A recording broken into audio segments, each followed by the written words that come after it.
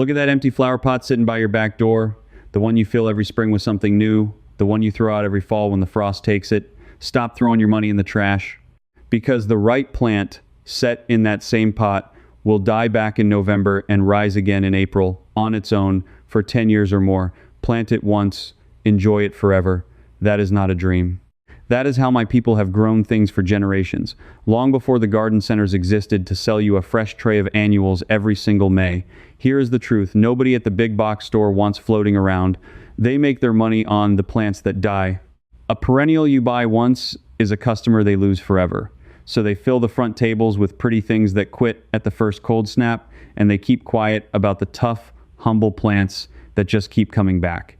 Stay with me, because right around the middle of this, I am going to show you the one simple trick costs you less than a cup of coffee that decides whether a potted perennial lives through winter or turns to mush.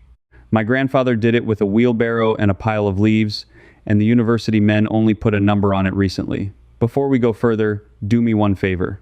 Drop your growing zone or your state in the comments right now. Say Ohio, Zone 5, or Georgia, Zone 8. It matters more than you think for potted plants, and I will tell you exactly why in a minute. I grew up in Holmes County, Ohio, in a house where we did not buy what we could grow. I remember my grandmother had a row of old crock pots and cut-down barrels along the south wall of the washhouse, and the same clumps of daylilies and hen-and-chicks came back in them every year for longer than I was alive. Nobody replanted them. Nobody babied them. They just belonged there. The English neighbors would ask her what she planted that spring, and she never quite understood the question. You don't plant what already lives there. That is what I want to give back to you today. 12 plants that live in a pot and refuse to quit, and the plain, cheap ways we kept them alive through an Ohio winter that would crack a stone. Now here is the first thing you have to understand, because it is the thing that has cost more good folks more money than anything else. A plant in the ground and the very same plant in a pot are not the same plant as far as winter is concerned. Not even close.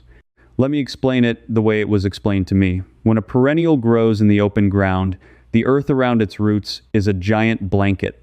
Ground temperature 4 inches down barely moves, even when the air above it drops to zero. The soil holds the warmth of the whole planet under it. A root sitting in that ground is protected, like a potato in a root cellar. But lift that same root up into a pot, and now the cold can reach it from every side. Front, back, left, right, and underneath.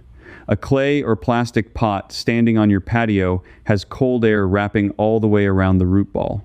So the soil in that pot gets nearly as cold as the air itself. The plant's leaves might be rated to survive your winter just fine, but the roots, the part that actually keeps it alive, freeze solid in a way they never would in the ground. The folks at Iowa State University Extension put it plainly. The roots of most perennials are far less hardy than the tops. A plant might survive 20 below zero in the ground and die at 15 degrees when its roots are exposed in a container. That gap is exactly where your money goes to die. So, the outside world came up with a rule, and it is a good one, and it is free. If you want a perennial to live through winter in a pot, pick one that is hardy to 2 full zones colder than where you live. 2 zones. If you garden in Zone 6, you buy plants rated for Zone 4. If you are in Zone 5, you want plants good down to Zone 3. Why 2 zones? Because roughly speaking, that gap accounts for the extra cold a root suffers when it is up in the air instead of down in the earth. It is a rough rule, not a law, but it has saved more potted plants than any fancy product ever sold. And it is why I asked for your zone in the comments, because half the disappointment people feel with potted perennials is simply buying a plant 1 zone too tender for a pot. Now this is where the villain shows himself. Nobody at the garden center tells you the 2 zone rule. Why would they? A plant that dies is a plant you buy again. So they sell you a Zone 6 plant in Zone 6 in a pot and act surprised when it does not come back. Then they sell you another one.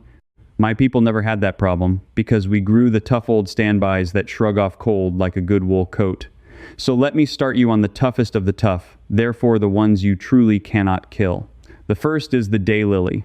Not the fancy new hybrids bred for one giant bloom, the plain old orange roadside daylily and its hardy cousins. These live down to Zone 3, some to Zone 2.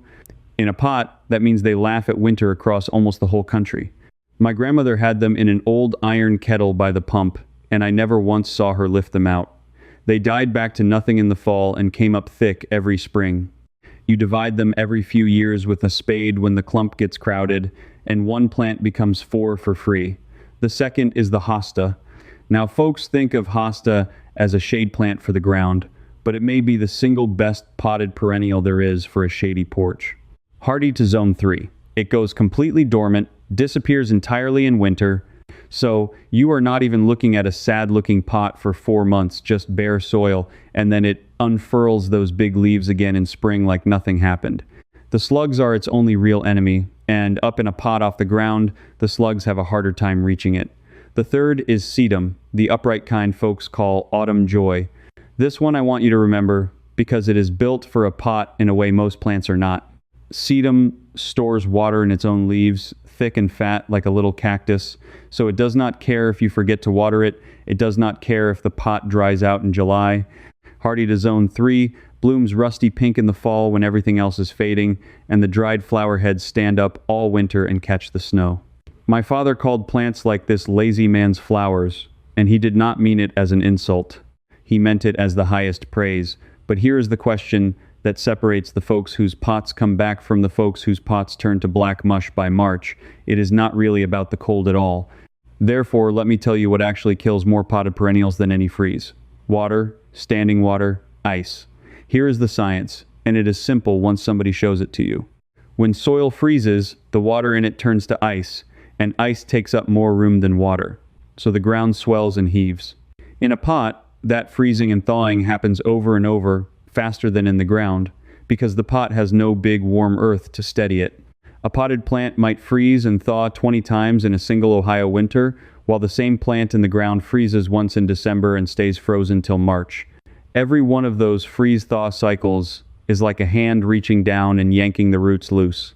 The plant gets heaved right up out of the soil, roots torn, exposed to the drying wind, and if the pot has no good drainage, that soil stays soaking wet, and wet roots in a freeze burst open like a garden hose left out in a cold snap. The cells split. The plant drowns and freezes at the same time. So the drainage hole in the bottom of your pot is not a suggestion. It is the difference between life and death. A pot with a saucer under it, holding water all winter, is a coffin. Take the saucer off. Set the pot up on 2 bricks or a couple of blocks of wood so the water runs clean out the bottom and the base never sits in a frozen puddle. Costs you nothing. You already have the bricks. This is where I keep my promise from the beginning. This is the trick that costs less than a cup of coffee. You take fallen leaves, the ones you were going to bag up and set at the curb, and you heap them up around and over your pots for the winter. Not inside the pot. Around it, you build a nest of leaves that covers the sides of the pot, right up over the rim, and mound it a good 6 inches deep. If the leaves blow away, you throw a piece of old burlap or an onion sack over the top, or you circle the pots with a ring of chicken wire and fill it with leaves like a bushel basket. Why does this work? Because you are giving that exposed pot back the blanket that the open ground gave it for free. Those leaves trap a layer of still air, and still air is one of the finest insulators the good Lord ever made. The leaves keep the root ball from swinging wildly warm and cold. No more 20 freeze thaws. The soil in the pot freezes gentle, slow, and stays frozen, just like the ground, and the roots ride it out asleep. My grandfather did exactly this with a wheelbarrow full of maple leaves every November, banking them around the crocks along the washhouse wall. He never called it insulation. He called it tucking them in. And here is the part that ought to make you a little angry. The research men at places like the Chicago Botanic Garden ran controlled trials on overwintering container plants and found that simply grouping pots together and mounding mulch around them raised the root zone temperature enough to save plants that died when left out bare and alone. The old way, measured and confirmed. My grandfather could have told them that for the price of a wheelbarrow. So now you know the deadly trio. Wrong zone, bad drainage, no blanket. Fix those 3, all for free, and half the plants in the garden center will come back for you. But which ones? Let me give you the next batch, because these are the ones that earn their keep with color, therefore the ones your neighbors will ask about. The 4th plant is the coneflower echinacea, the purple daisy of the American prairie. This one is in your blood if you are an American, because it grew wild across the plains long before any of us got here. It is hardy to zone 3, it stands the heat, it stands the drought, and the finches will land on the dried seed heads all winter and eat them right out of the pot. You leave those seed heads standing. Do not cut them down in fall. They feed the birds and they protect the crown of the plant, and I will come back to that idea because it is bigger than it sounds. The fifth is black-eyed Susan, Rudbeckia, that golden yellow bloom you see along every country road in August. Hardy to zone 3, blooms for 2 solid months, and it will reseed itself right in the pot so you get free new plants drifting up around the mother. Lazy in the best way, you do nothing and you get more. The sixth is yarrow. Now yarrow is an old medicine plant. My people knew it as a thing you laid on a cut to stop the bleeding, and the soldiers of long ago carried it for the same reason. But as a pot plant, what matters is that it is nearly impossible to kill. Hardy to zone 3, thrives in poor dry soil, and actually blooms worse if you treat it too kind with water and feed. It wants to be neglected. It comes in yellow, in white, in a dusty rose, and it stands the wind. The seventh is catmint nepeta, not to be confused with the catnip that drives the barn cats foolish, though they are cousins. Catmint makes a soft gray-green mound covered in little lavender-blue flowers from spring clear into fall, and it is hardy to zone 3 or 4. It asks for nothing. The bees cover it. And here is a small gift. When the blooms fade, you shear the whole thing back by half with a pair of scissors, and in 2 weeks it blooms all over again.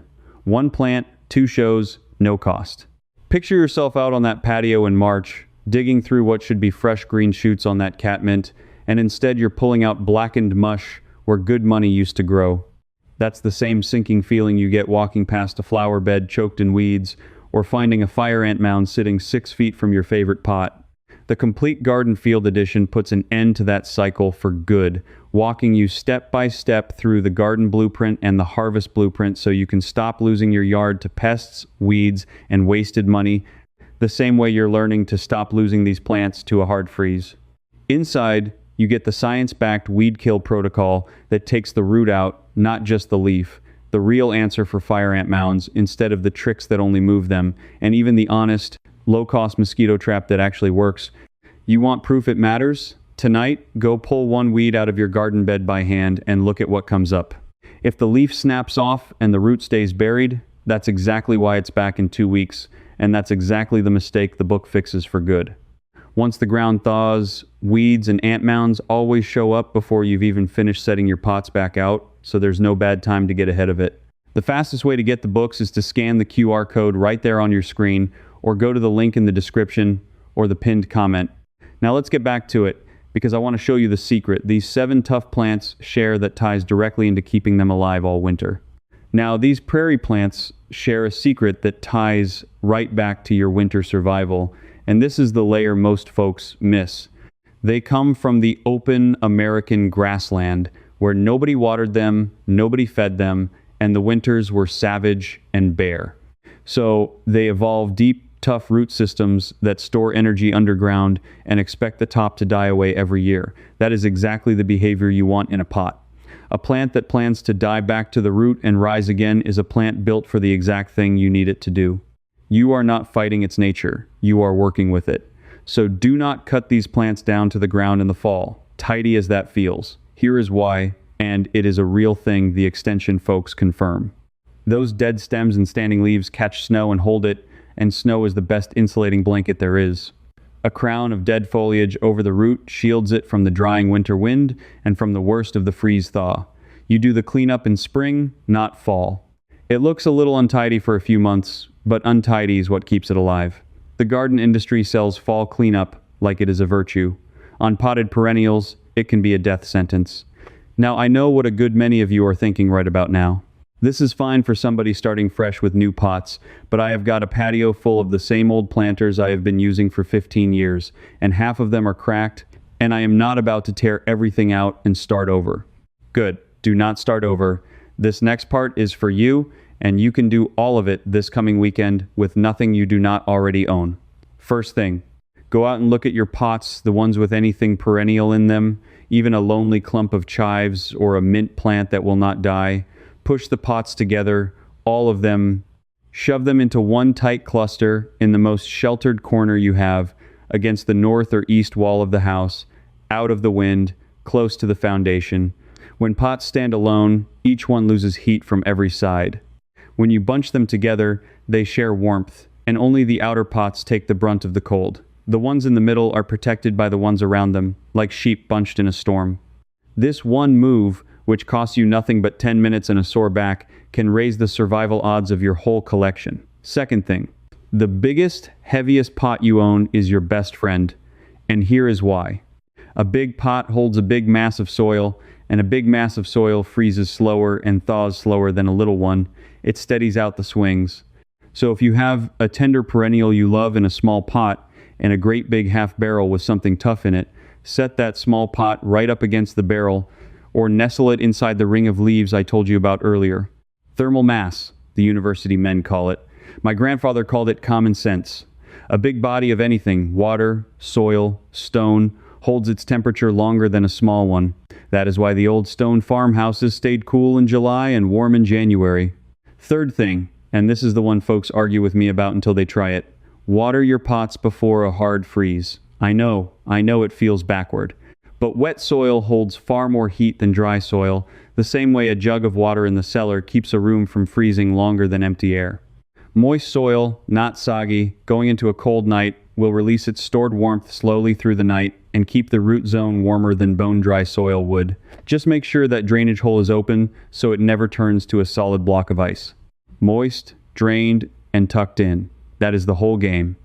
And here's a fourth thing for the established gardener that costs nothing at all. Move the pot. That is it. A pot is not a tree. You can pick it up. When a brutal cold snap is coming, the kind of night that drops to zero, drag your potted perennials into an unheated garage, a shed, an enclosed porch, even up against the door of the house. They do not need heat. They need shelter from the wind and a break from the deep cold for 2 or 3 nights, then back out they go. My grandmother did this with her crocks, hauling the tender ones into the washhouse on the worst nights and back out when it broke. The English pay for heated greenhouses. We had a wheelbarrow and a pair of strong arms. So you see, you do not need new pots, new plants, or a single thing from a store to bring your established containers through the winter. You need to bunch them, tuck them, water them, and shelter them on the worst nights. 4 moves. All free. Now let me finish the list, because I promised you 12, therefore you shall have 12, and these last ones bring something the others do not. The 8th is the ornamental grass, switchgrass, feather reed grass, the little blue stem that turned the whole prairie red in the fall. Hardy grasses like these are among the finest potted perennials alive, and here is the beautiful part. You leave them standing all winter on purpose, they turn gold and copper and rustle in the wind and catch the snow, and they give you something to look at in January when every other pot is bare. Then, in early spring, you take a pair of shears and cut the whole clump down to a hand's height, and it comes roaring back. One clump fills a big pot in a single season. Hardy grasses run down to zone 4, some to zone 3. The 9th is Coral Bell's heuchera, grown for its leaves more than its flowers. Purple, amber, lime green, silver-veined, ruffled leaves that hold their color for most of the year. Hardy to zone 4. Now, heuchera has one weakness that ties right back to everything I told you, and it is the perfect lesson. It is prone to being heaved right up out of the soil by freeze-thaw because its roots sit shallow. So heuchera is the plant that most rewards your leaf blanket and your bunched pots. Protect the crown, keep the swings gentle, and it comes back thick. Leave it bare and alone, and you will find it lying on top of the soil in March with its roots in the air. Same plant, 2 different fates, all decided by whether you tucked it in. The 10th is Russian sage Perovskia, that tall, silvery, lavender blue cloud you see softening the hard corners of buildings. Hardy to zone 4, sometimes zone 3. It wants exactly what a pot on a hot patio gives it. Sharp drainage, blazing sun, and no fussing. It hates wet feet, so it is a plant that will punish you for a saucer full of water and reward you for those bricks under the pot. It blooms from midsummer to frost, and the bees adore it. The 11th is the hardy geranium, the true crane's bill, not the red potted geranium the stores sell every May that is really a pelargonium and dies dead at the first frost. That is one of the great confusions the industry is happy to let stand, because the annual kind they sell you every single year, and the perennial kind you buy once. The true hardy geranium is a low, spreading, tough thing, hardy to zone 4 or even 3, covered in blue or pink or magenta flowers, and it spills over the edge of a pot like a waterfall. Learn the difference, and you stop buying the same plant every spring for the rest of your life. The 12th I saved on purpose because it teaches the hardest lesson of all, lavender.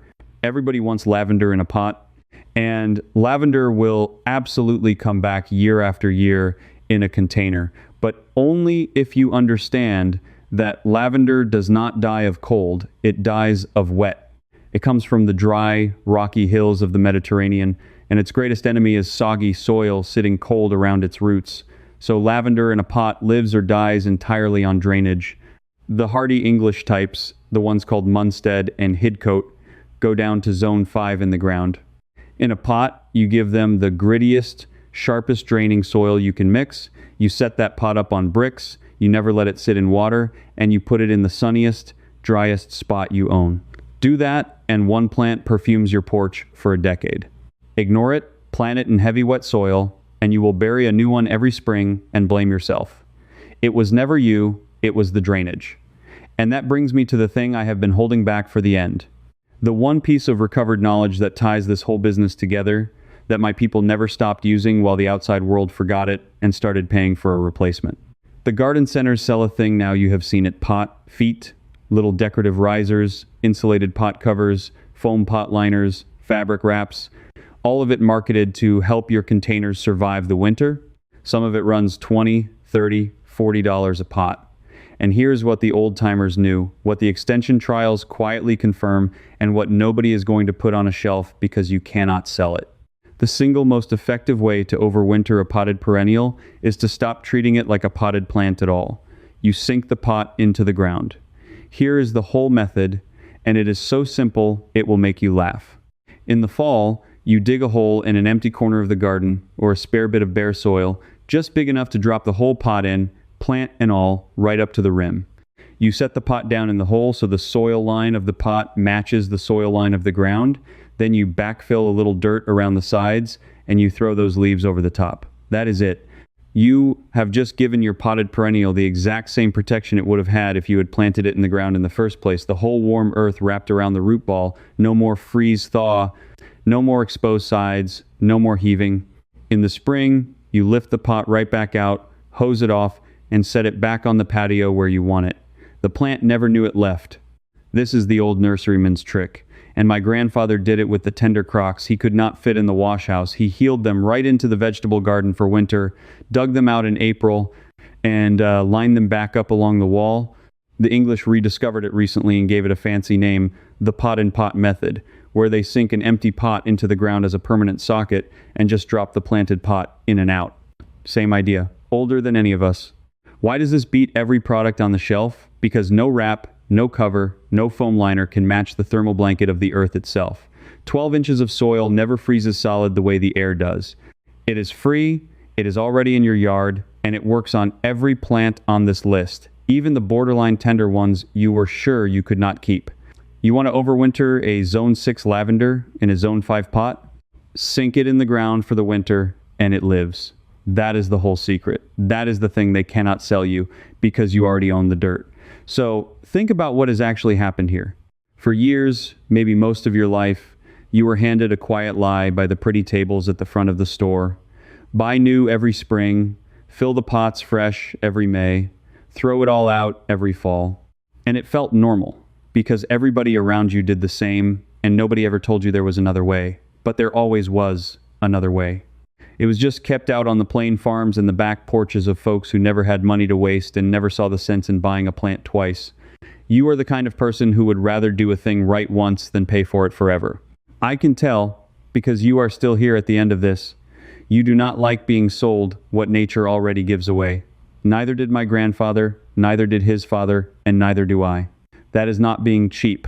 That is being a good steward of what you have got, which is the oldest kind of wisdom there is. So here is what I am asking you to do. Go back up to the comments and tell me your growing zone in your state, the way I asked at the start. Michigan, zone 5, Texas, zone 8, whatever you are. I read them, and I want to know which of these 12 will do best where you are, because a couple of them behave very differently in the deep south than they do up here in the snow. Tell me, too, which plant on this list you are going to try first. Do not just think it write it down in the comment. It makes it real, and it helps the next person who is standing where you were 10 minutes ago.